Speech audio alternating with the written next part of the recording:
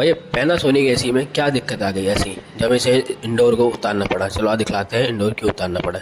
इसलिए उतारना पड़ा क्योंकि बैक साइड से देख सकते हो सीधे हाथ से ये सारा लीक पड़ा हुआ है और हमने इसे वेल्डिंग कर दी है। वेल्डिंग करके बाद भी कामयाब नहीं हुआ क्योंकि ये और लीक हो रहा था। धीरे धीरे सारे लीक हो रहे हैं। देखो यहाँ से भी लीक हो गया ये और यहाँ से भी लीक हो गया। इस चक्कर में हमने नई कोयल चेंज करने का कस्टमर से बोला कि नया कोयल चेंज करवा लो। ये हमने नई कोयल डाल चुके हैं। ये नई कोयल डाले और गैस चार्जिंग कर रहे हैं।